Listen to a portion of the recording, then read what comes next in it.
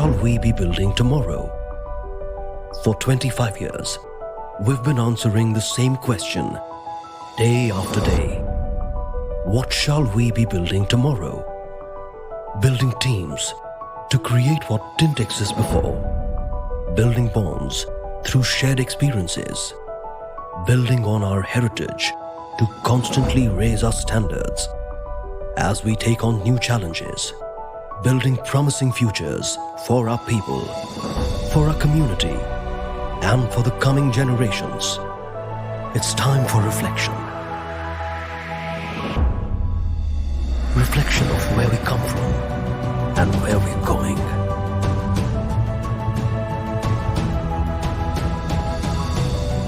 Defined by our vision to be part of the whole, to surpass and become so much more. We are part of the horizon. We can be in the now or in the then. We can be everywhere, all at once. From commercial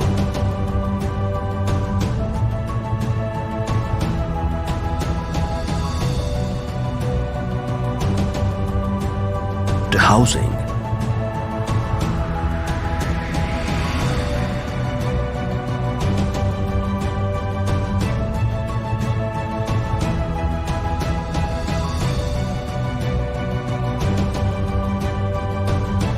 and more, to experiential,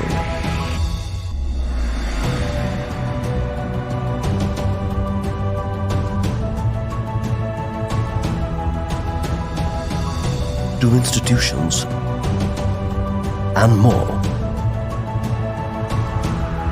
We're here to build, to rediscover what it takes to create trust. Meeting in a moment while gathering a legacy in the very next.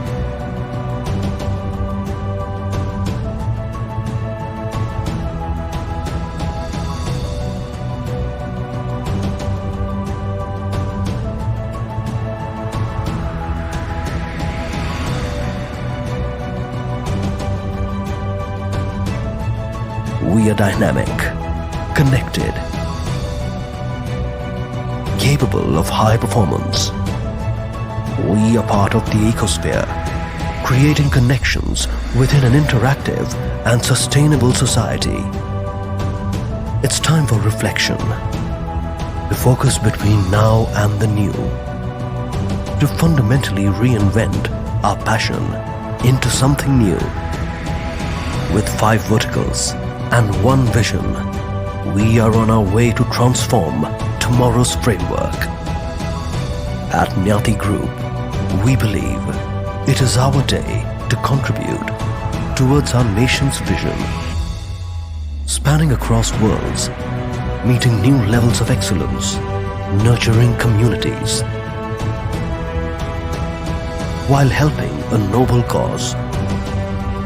And as we grow, we give back, connecting thousands of lives, all while building on our heritage.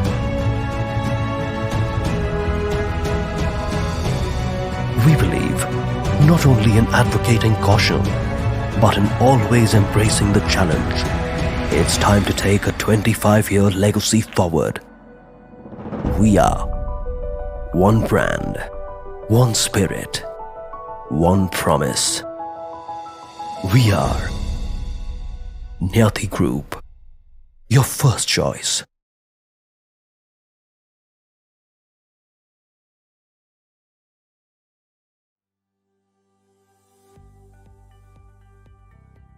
Welcome everyone. We are having the virtual panel of the AISL 2022. This panel is going to discuss, arts and sustainable lifestyle. We've got an esteemed, suite of panelists here. Let me first introduce to you the 4 panelists that we have today for this discussion. We have Ms. Tejashree Joshi. Tejashree heads the environmental sustainability at Godrej & Boyce, with over 20 years of experience. Tejasvi leads programs like environmental studies and planning for new establishments and projects. She's in charge of the Godrej Wetlands Management and Biodiversity Enhancement. Under her leadership, Godrej has undertaken many first of its kinds biodiversity initiatives like estimation of carbon sequestration capacity, development of biodiversity index, and many such initiatives. Ms. Joshi holds a Bachelor of Engineering degree in the environmental stream and a master's diploma in business management. Welcome, Tejasvi, to this panel. Thank you. Thank you for having me. Next, we have celebrated artist Mr. Mickey Singh Narula. With all strings attached to God, singer-composer Mickey Singh Narula believes in soul-stirring music and has made his mark in the world of music globally. For him, music is a tool that bridges the gap between Atma and Paramatma. Mickey has also had the privilege to represent India in Pakistan officially through the Government of India during the Peace Treaty Convention Aman Ki Asha in 2012. He has composed several title tracks and background scores for several hit television channels and has also won the IITA award for the Best Music Director for one of his artworks. Post-COVID, Mickey has expanded his horizon by giving music therapy sessions to the corporate sector, realizing how important mental health is for our survival now more than ever. He believes that this is his way of giving it back to society, who have loved him and showered him with so much love in abundance. Welcome, Mickey, to this panel. Thank you very much. Next panelist, I have the honor of introducing Ms. Sangeeta Wadhwani. She's a magazine editor, artist, author. Her career in lifestyle and celebrity journalism has exposed her to global trends in luxury, fashion, the arts, cinema, business, and philanthropy. Welcome, Sangeeta, to our panel today. And last but not the least, we have a panelist, Mr. Rishi Sethi, who's a director at Aura Art Development. Rishi Raj is a chartered accountant and a certified financial analyst, and is actively involved in developing frameworks for expanding the Indian art market.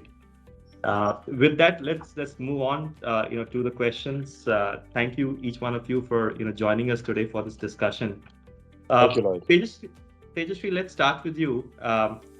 In your role, at Godrej, you would have seen various, experiences around sustainability, and you would have observed how people in their homes, in their offices, in their lifestyles, adopt sustainability in their lifestyle. So, which aspect of our current way of consumption, according to you, is most harmful to the environment? And at Godrej, how is this managed to reduce the damage to nature? Why don't you talk to us about that? Thank you. So I think this is a very pertinent question in today's times, because what we are seeing is, with more and more of population explosion and so much of strain on our natural resources coming through, the whole changing lifestyles towards more consumerism and having more and more material aspects in our life. What we are looking at today is the trend that is so far we have been following of using a resource in a linear way, in the sense that we take, make, and dispose, and not really bother about what is happening after the use phase is ended for any product or any service that we're talking about. What this is actually doing is putting a whole lot of more strain on the very limited natural resources that we have. And it's I think it is each and everybody of us that we have this responsibility of realizing that what we are doing is basically taking what is there for our next generations. And if you see some statistics, today the world is consuming the resources that the earth will produce over a period of 12 months or a year within just 7 months. And therefore, the remaining of 5 months, we are really drawing from our future. And that is something that we all should be worried about in terms of all natural resources that we're talking of. And taking that into perspective, we as an organization, Godrej Boys, have been pursuing the sustainability framework for over a decade now. The approach that we take is whatever we are designing, whatever we are conceptualizing as a offering for our customers, we'll look at its entire life cycle aspect. We are using a principle what we call as design for environment right at the concept stage, where the whole process of making a product or a service is put through a lens of looking at its entire life cycle from cradle. Earlier we used to look at cradle to grave. What we have changed is to look at cradle to cradle approach.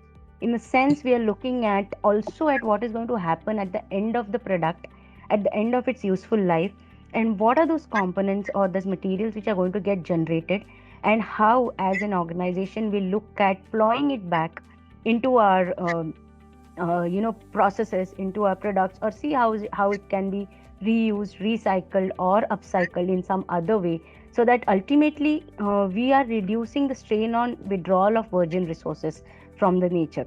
That's what we are looking at, and that's what I think each and everybody of us need to start being sensitive towards, of moving away from the linear approach of resource use to a more circular approach of resource use.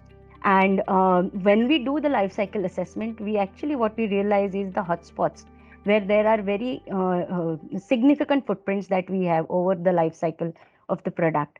And that is where we can start taking actions. That is where we can plan our initiatives in terms of how do we mitigate those impacts, how do we reduce those impacts that are getting generated, what are those ways of either substituting material that we are using which may be harmful for the environment, and at the same time overall as an aspect of the product or a service, how do we reduce the ecological footprint of the product in terms of plowing in more recycled material, in terms of using more natural resources which have lesser impact, in terms of going towards more renewable energy or material sources, and reducing our footprints on resources like water and generation of waste. So particularly we are moving from calling any byproduct as a waste to making it as a byproduct or a material which can be upcycled into either the same application or some other application where we are disposing less. In fact, we have a target for zero waste to landfill. So therefore, we are plowing it back and making it more and more circular, if I can put it in a very simple way, in what we are doing today and how we are approaching this whole issue of linear consumptions. Okay, thanks, Tejasvi. I think the whole generation needs to think on those lines from moving from linear to circular consumption. And I really liked your insight on the cradle to cradle approach. And I think as more and more organizations try to adopt these kind of frameworks, it will definitely help all of us living a better and a sustainable lifestyle.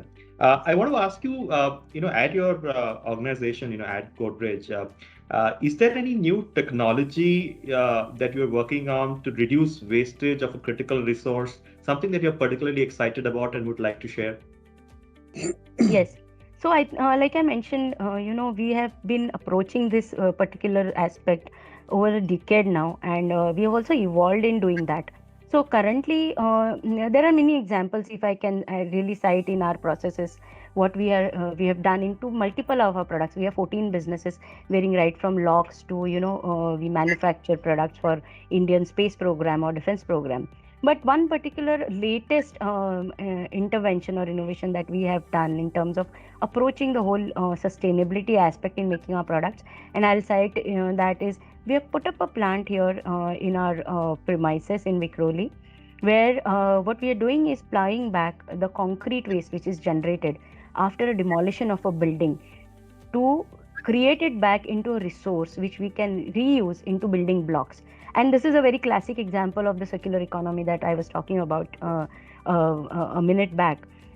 What we are doing is instead of extracting virgin aggregates for concrete, we are recycling the waste which is generated after demolition, the concrete waste, pulverizing it into a machine, creating them into recycled aggregates which we use in place of virgin aggregates, and therefore it is avoiding a whole lot of quarrying that happens on the hills and all over the place, and plowing it back into making building blocks which again go back into a building.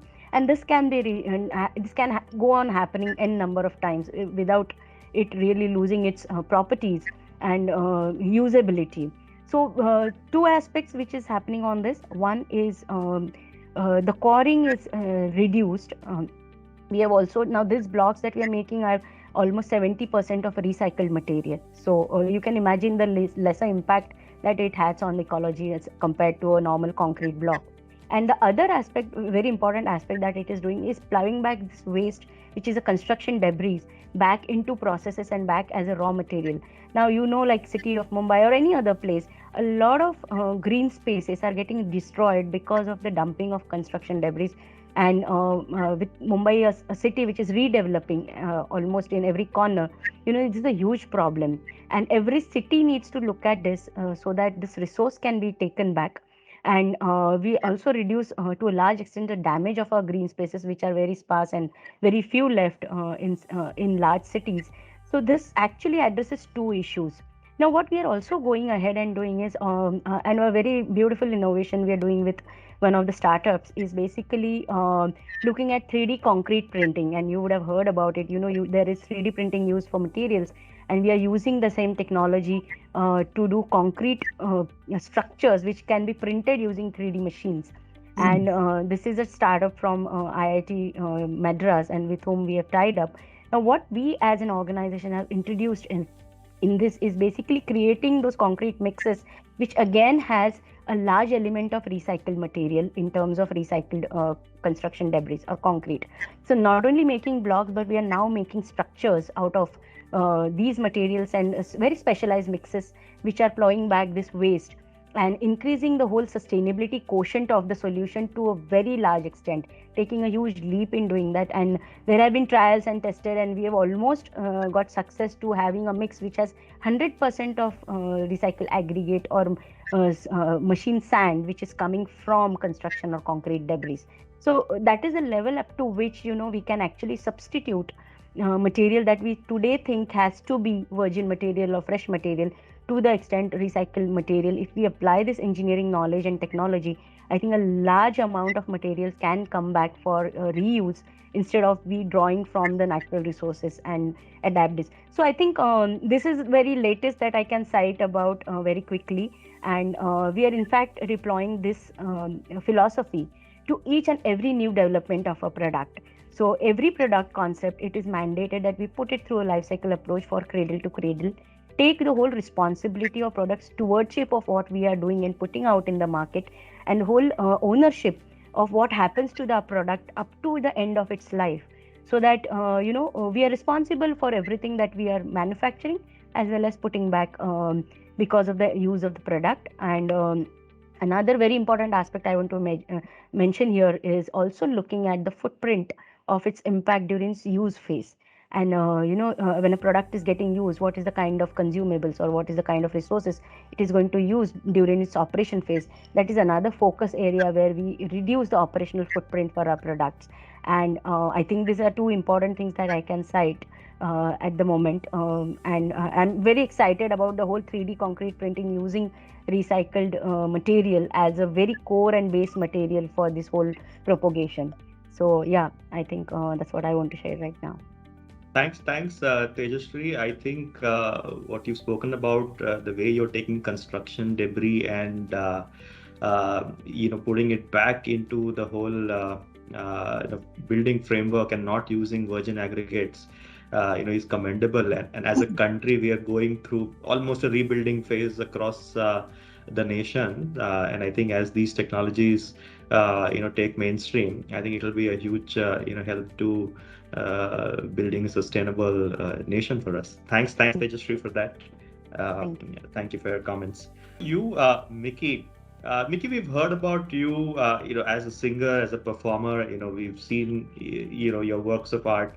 But there's also another element of you that I, had the chance of going through. When I saw your profile, it's mentioned that you've been giving music therapy, at correction centers and using music as sort of a healing mechanism for people. I know in this day and age, Tejashree mentioned about overconsumption, right? We have become a generation of consumers, and at the end of the day, that still is not fulfilling our internal souls.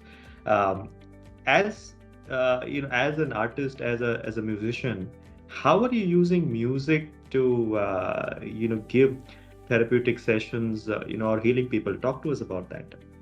Yeah, thank you very much. I'm glad you brought up this in the very beginning of my conversation. Music is something which connects a human, a man, a person directly with God. Because I believe in God. I'm a very spiritual person. I'm not talking about any religion here. I'm talking about directly with the Almighty. Um, if you look at the past, if you see our history, or all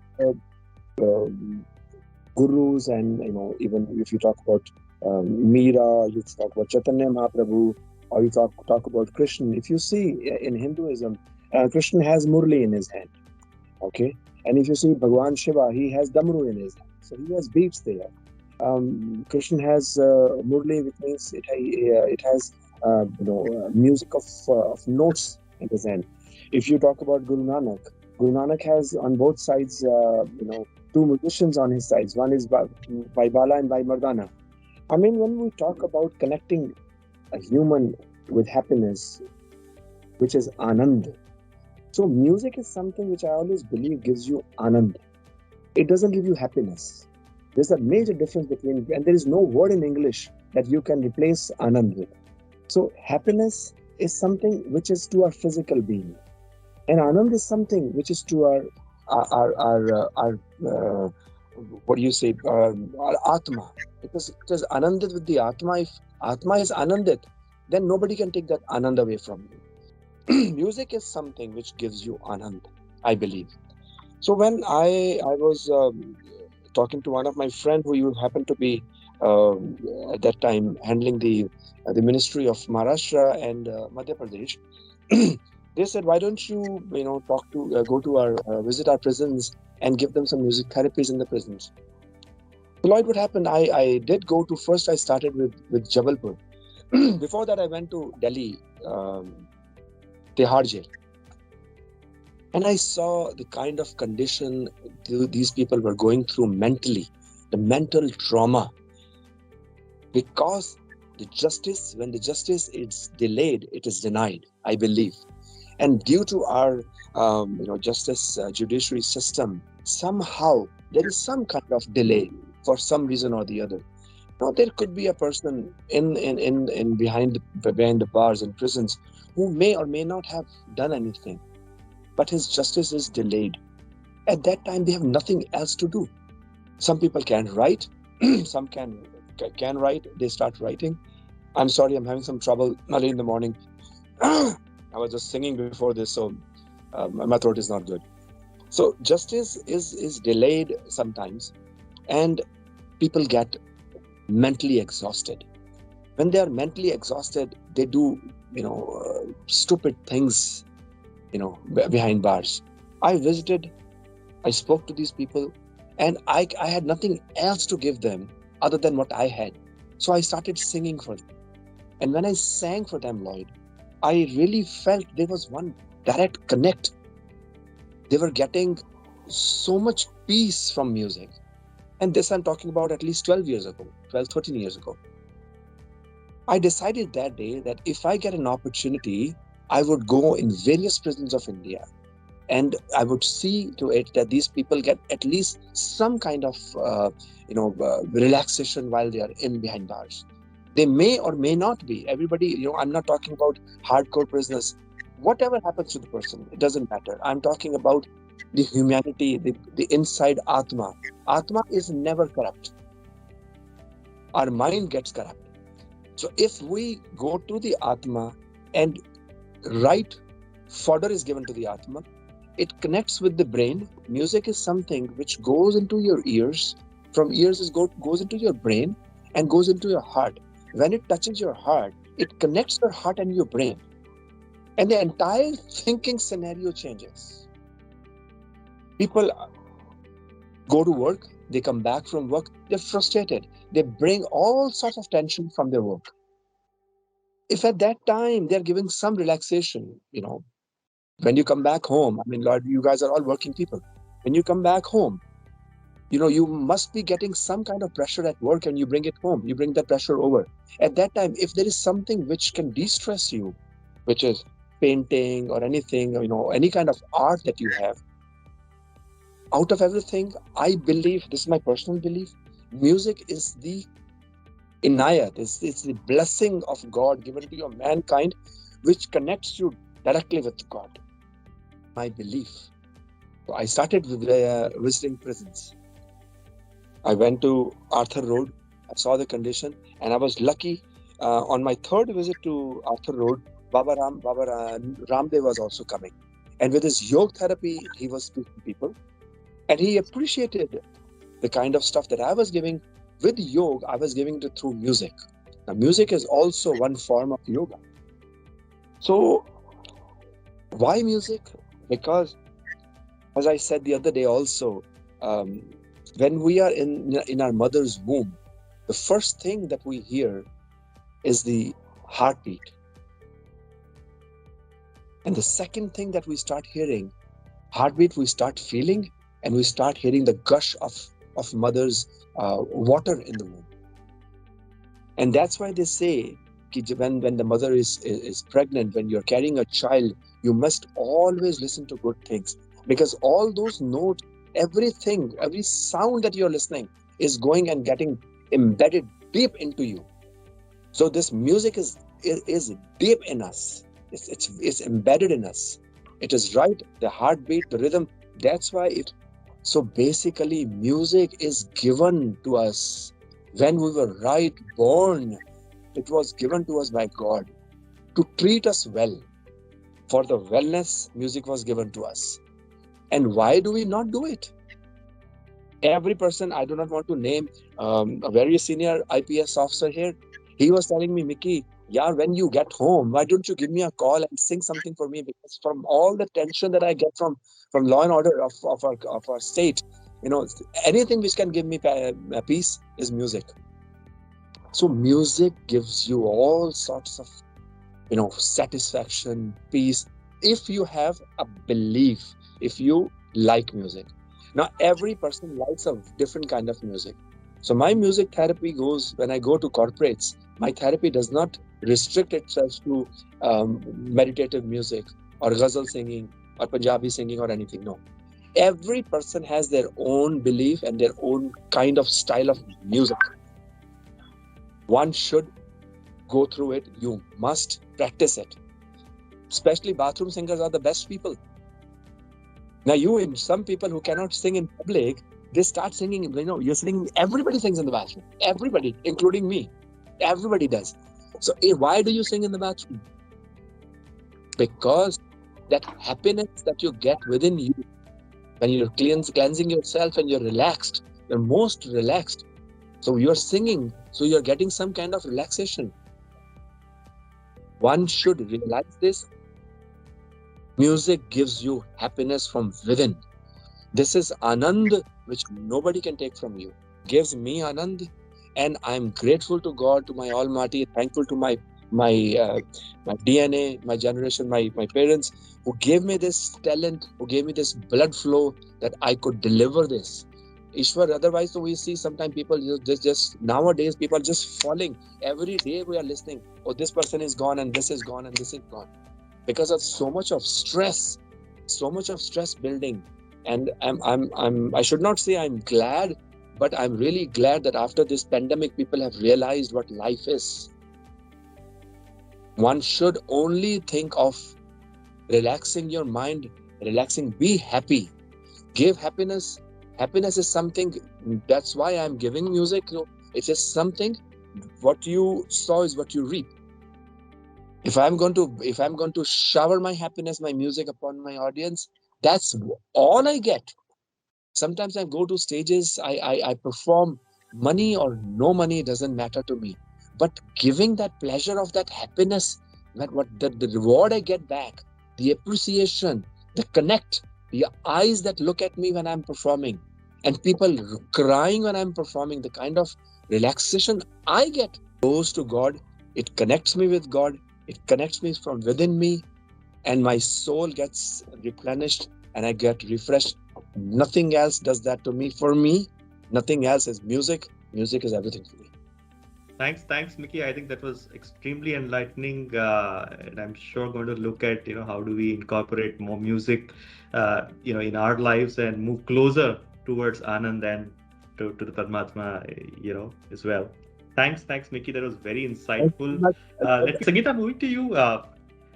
What shifts have you noticed in, art as an investment in your years, covering the arts for India's finest lifestyle magazines? And what, according to you, have been some of the truly dramatic moments, in India's contemporary art world? So, yeah, it's a great question.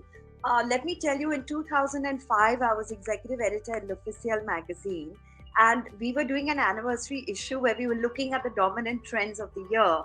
And we actually created a very funny illustration of the NASDAQ index, which you see on Times Square in New York, with those vertical indexes constantly shifting. And we use Indian artists' names as stocks to show as though their value has gone up, down, up, down, up, down, as an illustration. And frankly, I think we saw that kind of drama around the arts at that time in the 2005, 2006 era, because suddenly there was new wealth in India. We liberalized the economy in the 90s, and all these elite people were looking at alternative assets, even back in that time, 15 years ago. I remember at that time was Hussain made a 100 crore deal with a bank, an Indian bank, saying, I will create 100 paintings for you for your banks. But the deal is worth 100 crore. And that was the hype around the arts at that time. I was very, very impressed by what Godrej was doing, because frankly, the core civilizational values of our culture are circular. We are not a linear culture. The art of Rajasthan is created using natural pigments. They don't use chemicals. So they use certain powders from herbs that are yellowed with cow urine, then dried up in the sun. And what we found when I looked at the art that was native to Rajasthan, those colors don't get impacted by the environment. They don't get damaged over time. You can expose them to all the elements. Same with the Kerala artists. They are also using natural pigmentation and organic color. And those murals and those temples have remained. Look at Ajanta and Ellora. That was all vegetable pigmentation. That was not manufactured in a factory. To date, the British discovered that as a wonder. We didn't. So we have undervalued our own wisdom in being a circular economy from the time of the Maharajas, possibly the Vedic times. If a tree was cut, there was actually a prayer of apology. If an animal was killed, like with the Red Indians of America, all native peoples who are tied up to the land, who have a blood tie with the land, have had a great respect for nature. And for it is the eco-consciousness that I have seen in the people I've met, who belong to ancient civilizations. So what Tejashree has described to me, I'm very grateful to hear what she was saying. We are actually returning back to our native wisdom. We are operating back from that Vedic wisdom, which always said the sun is divine, the trees are divine, the rivers are divine, the mountains. Like today, Sadhguru has carried a campaign, right? The Save Soil campaign. Where has that initiative come from? It's come from his Indian side. He's taken Indian wisdom around the world on his motorbike. So I'm very grateful that we belong to a civilization and a culture like this. Thanks, Sangeeta. Just building on that, Sangeeta, what historically, have you observed about, some of the traditional art forms of India? You mentioned a few that are highly relevant in our quest for sustainability, right? Will you talk to us about that? Yeah. So I think the way we structured buildings, palaces, temples in India, art was an intrinsic part of our value system. And I think there's an arts, we are nothing but animals. So this was the awareness that modern and the ancient are kind of colluding and conspiring, but we've never bothered to decode it. It's already happening, but we have not decoded it. Does that answer the question? Yeah, thanks, Sangeeta. I think we don't need to look outward. We need to look inwards, towards our own culture to find some of these answers. I think conversation, moving from art, as a lifestyle to art as an investment. How important is art, in the lifestyle quotient, of an HNI, especially when, they're looking to buy a new home? Talk to us about that. Thanks, Raj, for joining in. Taking on from where actually Mickey left off, and again, the pandemic, the memories are very live for us. Art has a great therapeutic property like music. And I think in the pandemic, people have spent much more time indoors. And after that, they are very busy either moving now to new homes or renovating their homes. And art is now the center of the action because they've realized two things. One is it's a great way to enliven the interiors. It's easy to acquire, easy to set up. It doesn't need too much of setup assistance and labor moving up and down. And as you now become more mobile in your lifestyle, and one of the days when you are living in the same home for 30 years, people are upgrading every 5-10 years. Art is a great way to lift up your interiors and carry it without any loss of value. Probably it's gaining in value as it sits on your wall. So I think the combination has worked very well. If you look at the macro data, the Indian interior design industry is somewhere around $25 billion, which is 2 lakh crores. The art industry in India today, the formal segment in particular, is around 2,000 crores. So you can imagine the huge upside potential of adding art into your interiors, which is becoming a lifestyle choice now. How much of growth is possible? I think there's a 10-time re-rating potential for the market only on that one headline statistic. If art, interiors, architecture all come together, then the client who's waiting to get serviced will be needs better addressed. And a lot of action, again, we are seeing from tier 2, tier 3 cities. People who've had lesser exposure to art in the past are now just waiting to lap up on the opportunity. Last but not the least, which we'll come to, they are also realizing the growth potential of art. As the best part of interiors, because all other interiors are sunk costs, whereas this is an interior cost which will actually appreciate it. Thanks there, Rishiraj. Thanks again to all the panelists for giving their insights here. This panel was brought to you by AISL, which is an innovation summit for alternative investments and sustainable lifestyles. AISL brings together the whole ecosystem of investors, family offices, real estate developers, and alternate assets to exchange ideas, understand new opportunities, and expand their networks globally.